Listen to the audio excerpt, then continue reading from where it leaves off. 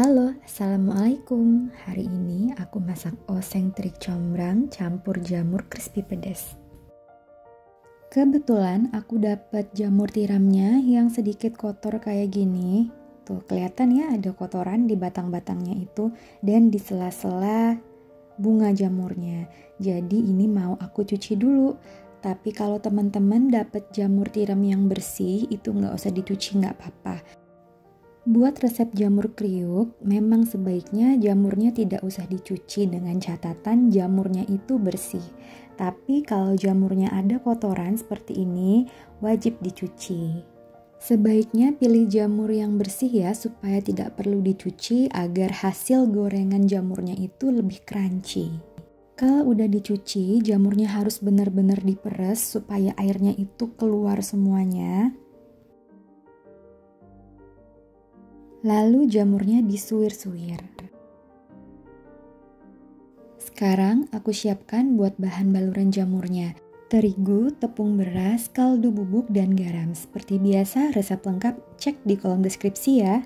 Kemudian diaduk supaya tercampur rata, lalu masukkan jamur yang udah kita suir. Ini wadah aku kekecilan, teman-teman nanti pakai wadah yang agak gedean ya supaya gampang ngebalutnya.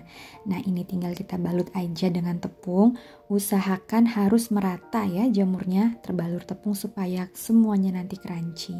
Nah buat bumbu halusnya ada cabai rawit, cabai merah, tomat aku pakai 4 butir aja, ada kemiri, bawang merah dan bawang putih. Dan buat wanginya aku juga pakai kecombrang 2 buah. Langsung aja kita haluskan bumbunya. Kalau bumbunya udah halus, sekarang kita potong-potong kecombrangnya. Kalau teman-teman gak suka kecombrang, boleh ditiadakan. Tapi menurut aku wangi combrang ini khas ya. Jadi dia bisa menambah cita rasa dari jamurnya ini gitu.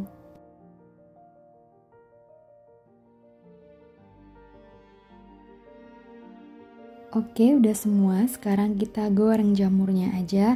Ini aku pakai jamur setengah kilo. Aku gorengnya ke dalam 2 batch. Nggak apa-apa, langsung sekalian banyak aja karena nanti jamurnya akan mengempes. Gorengnya hati-hati ya, tunggu sampai benar-benar kering bagian bawah jamurnya, baru bisa kita balik. Kalau enggak bakal nempel tepungnya di spatula kayak gitu tuh. Nanti sayang malah tepungnya kalau nempel di spatula. Biarin dulu aja, jangan dibulak-balik dulu karena bagian tepung atasnya itu masih basah, nanti malah nempel di spatula kayak gini nih. Nah, jadi teman-teman harus sabar ya kalau goreng jamur itu memang takes time, tapi nggak apa-apa, ntar dia bakal kering kok. Sekarang mau aku balik karena bagian bawah jamurnya itu udah kering. Kelihatan ya teman-teman, dia lebih coklat daripada pas awal tadi. Ngebalik jamurnya juga hati-hati karena bagian atas itu masih ada tepung yang masih basah. Jadi jangan sampai tersentuh ya dengan spatula. Nah kayak gitu aja ngebaliknya, kita ambil dari bagian bawah terus kita balikin. Kalau ada jamur yang menggumpal atau lengket satu sama lain, gak apa-apa, tenang aja. Nanti kalau udah lebih kering baru bisa kita pisahkan. Jangan dipisahkan sekarang ya, nanti tepungnya malah lengket di spatula. Oke, ini udah garing semua jamurnya.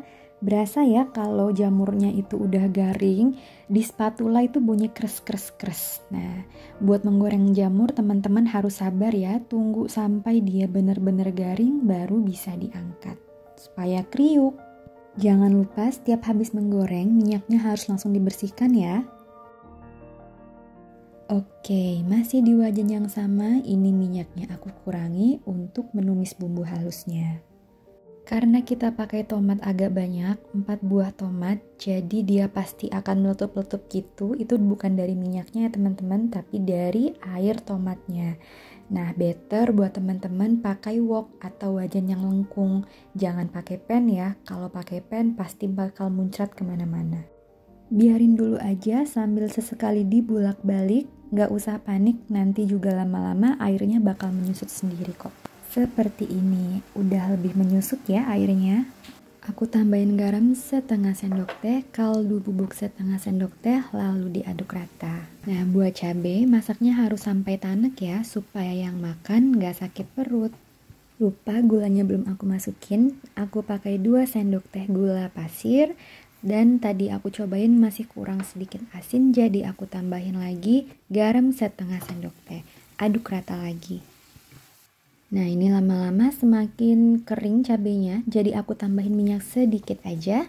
Oke, ini cabenya udah matang, warnanya udah berubah semakin gelap.